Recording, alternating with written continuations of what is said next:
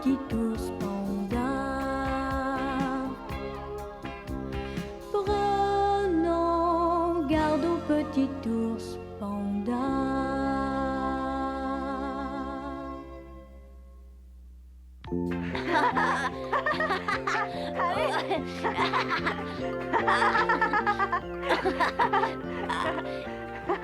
You! You!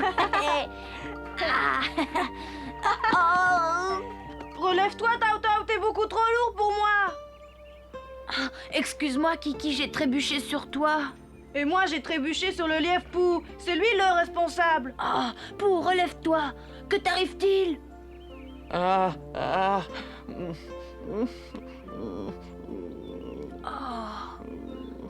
As-tu mal quelque part? Réponds-moi, Pou. Où t'en vas-tu, Pou? Reste avec nous. Je vais me promener. Je ne vais plus avoir affaire avec aucun d'entre vous. Qu'est-ce qui te prend? Nous sommes tes amis, l'as-tu oublié? Décide-toi à parler, à nous dire ce qui ne va pas. Ma mère est devenue très méchante avec moi. Elle me réprimande sans cesse pour des tas de Eh bien, choses. tu peux me serrer la patte, ma mère aussi grogne tout le temps. Ah oui? Eh bien, dans notre vallée, toutes les mamans font de même, alors? Je ne veux plus rester ici, je m'en vais. C'est la seule solution. Je sais maintenant que ma mère ne peut pas me souffrir.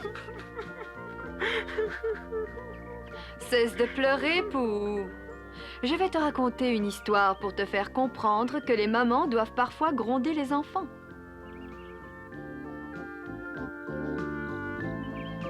Cette histoire se passa il y a très très longtemps dans un pays très lointain. Il y avait là une forêt qui était si sombre que les animaux n'aimaient pas y vivre. Cependant, de temps à autre, un voyageur ou un promeneur s'égarait dans un layon de cette forêt, comme ce monsieur Corneille. Y a-t-il quelqu'un? Ohé, répondez-moi!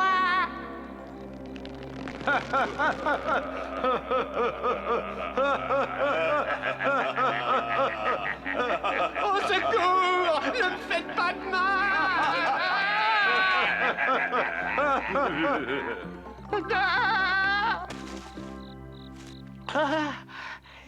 Je n'irai plus là-bas pour me promener. Mais peut-être ai-je été victime d'un mirage? Comme c'est beau!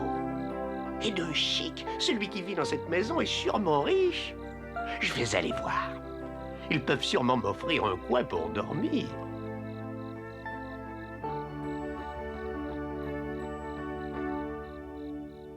Oh, hé! Y a-t-il quelqu'un? Non? Bonsoir, excusez-moi, je suis confus de vous déranger à une heure pareille. C'est parce que... je cherche un endroit pour passer la nuit. Que dites-vous? Nous ne sommes pas un hôtel. Décamper est plus vite que ça.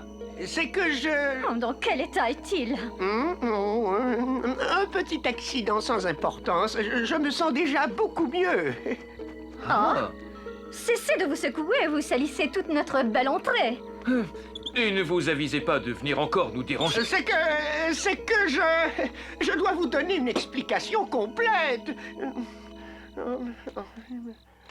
Je n'ai encore jamais vu une aussi belle maison que la vôtre. Elle est élégante et très belle. Au cours de mes voyages, je vois de nombreux correspondants. J'aimerais pouvoir leur parler de votre maison sensationnelle. Ce sera impossible. Il faudrait que je puisse visiter l'intérieur. Donnez-vous donc la peine d'entrer. C'est que je ne veux pas vous déranger. Vous ne nous dérangez pas. Oh, quel lustre magnifique. Oh oui, de très beaux meubles, solides, massifs et de bon goût. Tout est très réussi. Ma femme s'occupe elle-même de décorer notre intérieur. Tout ce que vous voyez ici, c'est elle qui l'a choisi. Oh, un vase d'opaline, j'adore ce qui est en opaline. Cela paraît tellement précieux. C'est un cadeau de notre tante pour notre mariage. Je remarque avec plaisir que vos chaises sont d'époque. Ce ne sont pas de ces imitations de mauvais goût que l'on fait aujourd'hui. Vous avez raison, nos grands-parents s'asseyaient déjà sur ces chaises. Oui, c'est certain. Puis-je me permettre de vous offrir une tasse de thé? Non, merci, je ne peux pas accepter. Merci. Si vous saviez quelle joie exceptionnelle c'est pour moi de boire du thé dans une tasse aussi raffinée. Ce service m'a été offert par ma mère. Faites-nous donc un plus grand plaisir et acceptez de dîner avec nous. Oh oui. C'est pour moi un grand honneur. Monsieur et Madame Héron étaient tellement touchés par les paroles flatteuses de Monsieur Corneille qu'ils étalèrent toute leur richesse sur la table de la salle à manger. Ils traitèrent leur invité comme un roi et montrèrent leurs antiquités et leurs bijoux. Ensuite, quand vint l'heure de gagner les chambres, ils offrirent à Monsieur Corneille un lit à baldaquin sur lequel étaient disposés des draps de soie pure.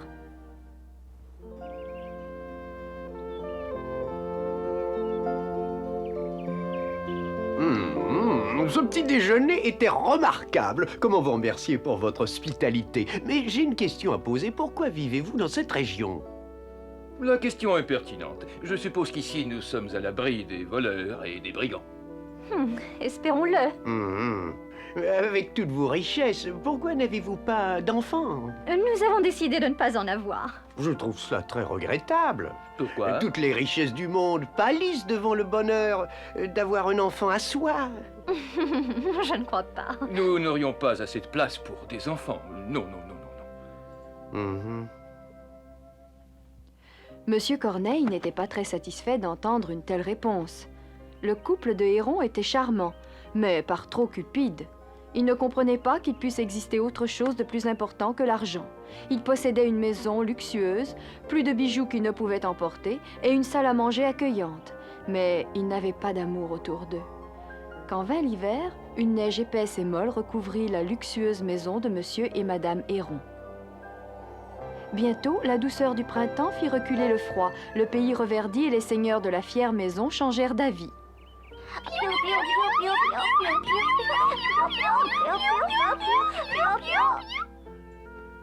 Comme ils sont beaux et bien faits.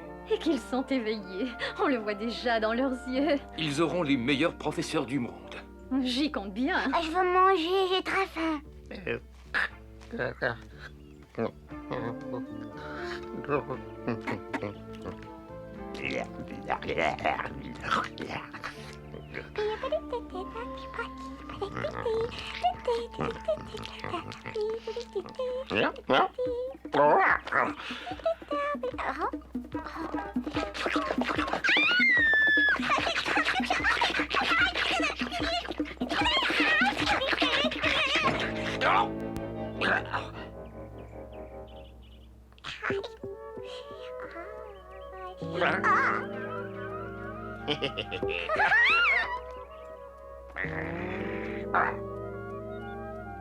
Je t'aurais...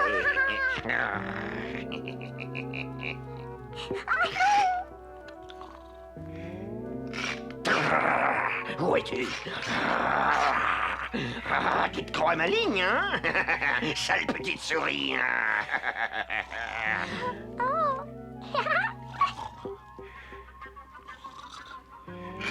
Avance encore un peu.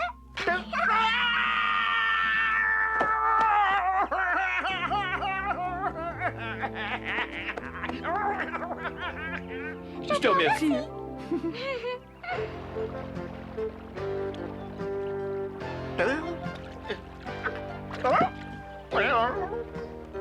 J'en ai un.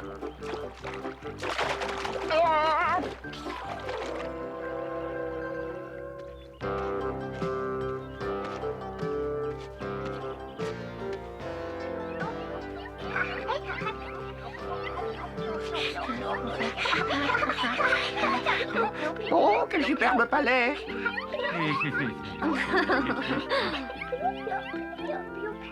On voit qu'ils viennent de sortir de l'œuf.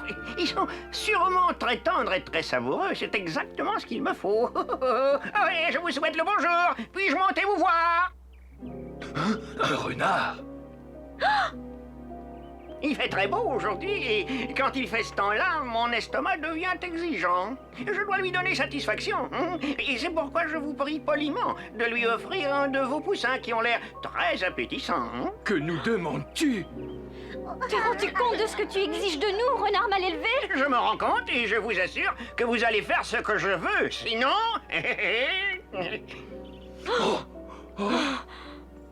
Sinon, je vais abattre votre arbre pour vous forcer à m'offrir ce que je demande gentiment.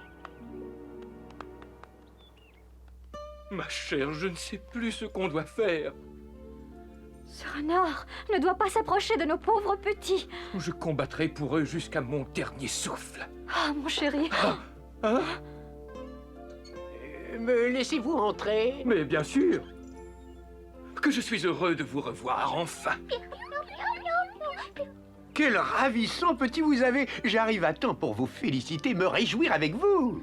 Si les circonstances étaient meilleures, vous auriez raison de vouloir partager notre bonheur. Mais nous vivons un drame affreux.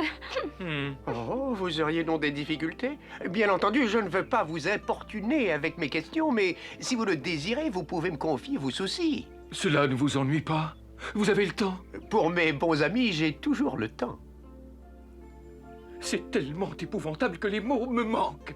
Je ne peux pas. Le renard nous menace d'abattre notre arbre.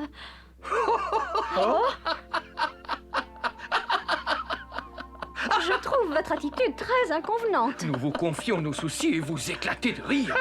Excusez-moi, mais je trouve cela très comique. C'est pourquoi je dois rire. S'il veut abattre votre arbre, laissez-le donc faire. Comment osez-vous dire cela? Avez-vous oublié que vous êtes des oiseaux?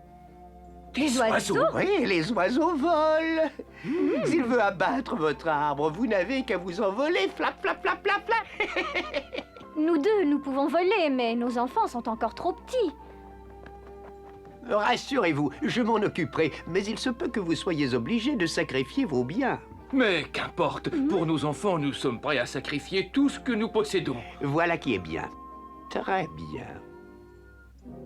Bonjour! Comme convenu, je viens pour abattre votre arbre, à moins que vous n'ayez réfléchi et que vous soyez devenu plus raisonnable. Attendez un instant, nous pouvons vous faire une autre proposition. Hein? Si vous nous laissez en paix, nous allons vous dédommager. De quelle façon? Dans le coffret à bijoux de ma femme, il y a assez d'or pour que vous puissiez vous acheter tout ce que vous désirez. Voulez-vous réfléchir à cette proposition? Répondez-nous. Qu'ai-je besoin de réfléchir? Lance-moi ce coffret plus vite que ça! Ça marche. Parfait. C'est une sage décision. Bonne chance.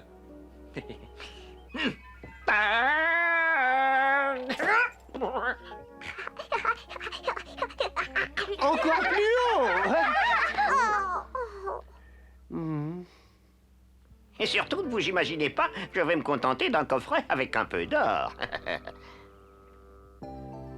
J'ai l'impression que vous ne m'écoutez pas attentivement.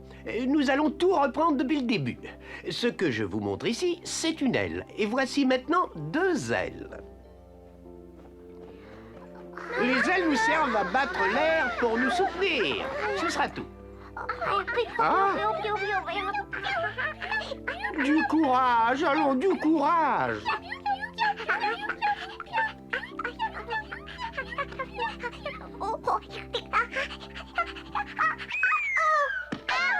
Oh.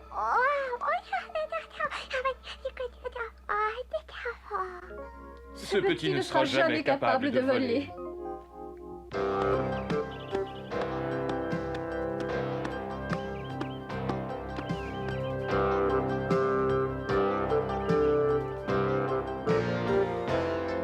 Merci.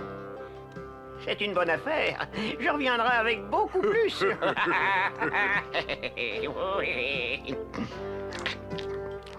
Réjouis-toi, renard. Tu vas vivre une époque dorée.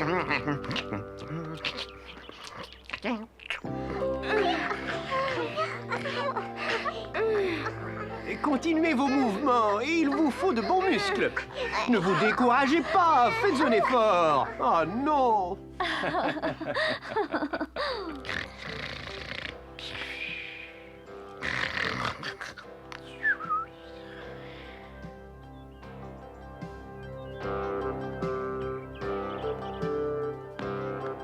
Bonjour, monsieur Héron, c'est moi, le renard. Oui, que puis-je faire pour vous? Aujourd'hui, le temps est magnifique. Et comme vous le savez, c'est par ce temps-là que mon estomac crie famine. Mais pourquoi devrais-je faire un discours? Vous êtes déjà au courant, hein? Nous avons préparé un paquet pour vous. Ce sont nos plus belles pièces antiques. Elles vous intéressent? Réfléchissez. pas besoin de réfléchir, lance-moi le paquet et plus vite que ça. Attention, renard, ce paquet est très très lourd. Oh, hiss.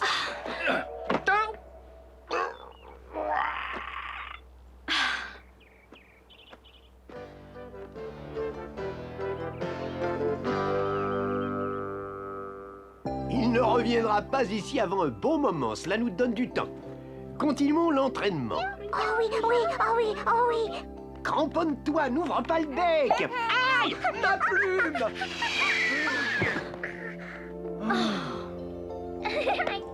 Surtout pas de découragement. Je crois que je n'arriverai jamais à voler. Je suis trop idiot pour ça. C'est ridicule. Un oiseau qui ne peut pas voler, ça n'existe pas. Si, tu en as un devant toi. Bonjour, c'est encore moi, le renard. Où étais-tu? Nous t'attendons déjà depuis des heures. J'en suis très heureux. C'est pour moi la preuve que vous êtes devenu enfin raisonnable. Vous avez vu qu'aujourd'hui, il fait à nouveau très beau. Mon estomac se fait de plus en plus exigeant et vous devez m'aider à le faire taire. Nous savons ce que tu attends de nous, c'est pourquoi nous te faisons une offre. À la condition que tu laisses pour toujours nos enfants et notre maison en paix. Jure-le. Je ne répondrai qu'après avoir vérifié ce que vous me donnez cette fois. Lancez-moi ce trésor pour que je sache en le voyant si cela vaut la peine de jurer, hein? Cela en vaut la peine. On verra. Fais attention, renard, car ce que nous allons t'envoyer pèse très très très lourd. On verra. Hein? Attention!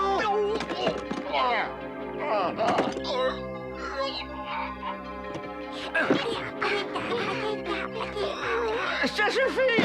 Je ne peux plus tenir le coup assez!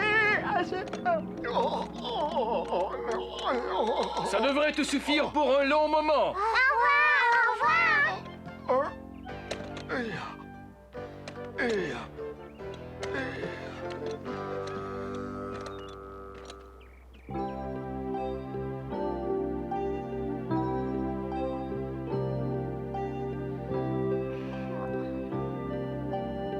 Dans combien de temps croyez-vous que le petit pourra voler? Nous n'avons plus rien à offrir au renard. C'est pourquoi il est important qu'il sache voler. Il ne comprend même pas à quoi servent les ailes. Flap, flap, flap, flap. Voltiger. J'ai réussi à tout vendre, mais je n'en ai pas tiré grand-chose. Tout votre fatras n'avait en réalité aucune valeur. Nous t'avons donné tout ce que nous avions, il ne nous reste rien. Ah oui? C'est tout à fait regrettable.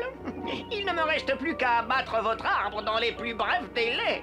Et vous savez ce qui arrivera ensuite, hein? Ça y est, cette fois, ça y est, c'est très bien. Et maintenant, ouvre le bec, vas-y!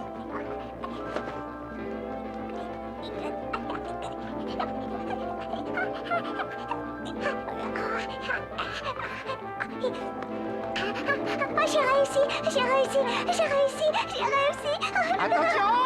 Nous allons maintenant voler en ordre serré, c'est parfait! Continuez, je le savais bien! Je crois que cette fois, nous sommes sauvés. Oui. Vas-y, renard, abat cet arbre. Qu'est-ce que tu attends? Il ne nous sert plus. Oui, moi je veux bien, mais vous allez le regretter. Et ne venez pas vous plaindre de ce qui arrivera, car ça me ferait bien rire. Reste à savoir lequel d'entre nous rira le dernier. Il y aura peut-être une surprise. Je vous avertis encore une fois, vous mettez en jeu la vie de votre arbre. Nous voulons nous en débarrasser. Et ça alors c'est bizarre. Il devrait être furieux.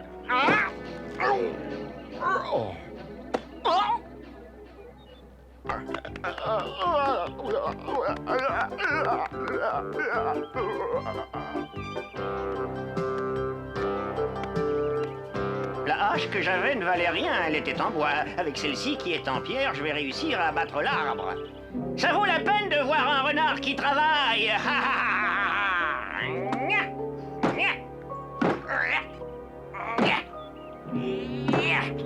Ou bien cette hache ne vaut rien non plus, ou bien c'est ma faute.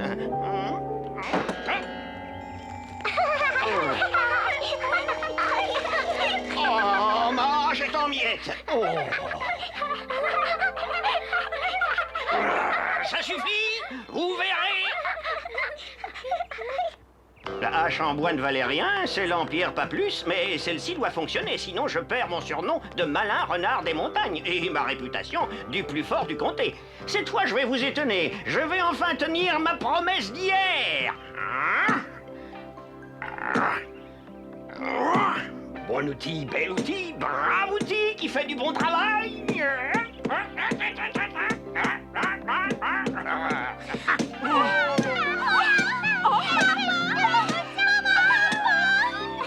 Il y a de quoi être fier de mon ouvrage. Et vous autres, que dites-vous de cela? Je suis en train de réussir. Encore une ou deux cognées et votre arbre va se coucher. Attention!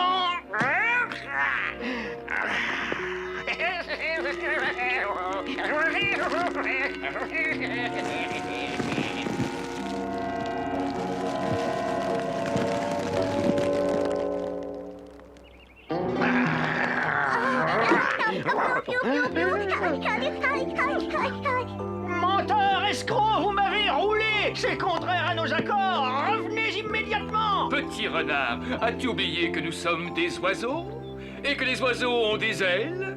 C'est idiot, il a raison, j'avais oublié ce détail. Si tu veux nous attraper, il va falloir que tu abattes tous les arbres de la forêt. Je comprends que pour toi, ce soit dur d'admettre que nous n'avons rien à craindre de tes rotomontades.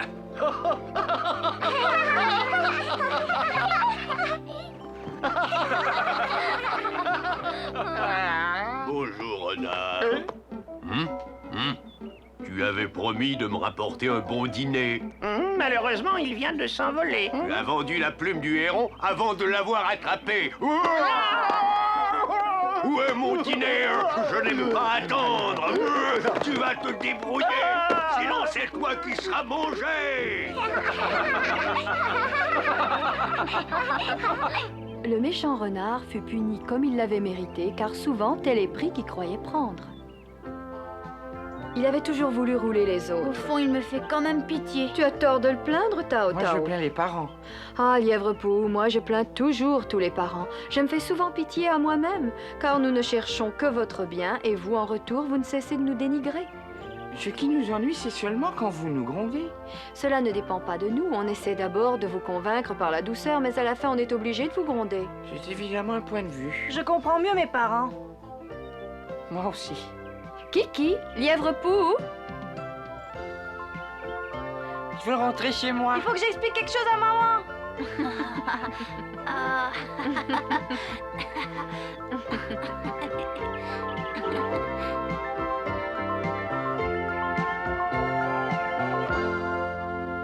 la prochaine fois que les enfants viendront me demander une nouvelle histoire, je leur raconterai celle de Chong, le pauvre paysan qui vivait seul dans une petite maison de pierre.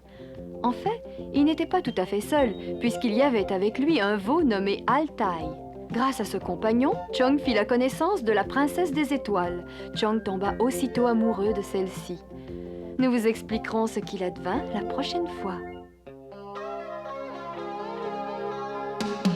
Dans le pays des grandes prairies et des cascades argentées, où tous les animaux sont beaux, là où les arbres sont si verts et grisants, le parfum des fleurs, c'est l'univers du bonheur. La vie Tao Tao, notre Tao.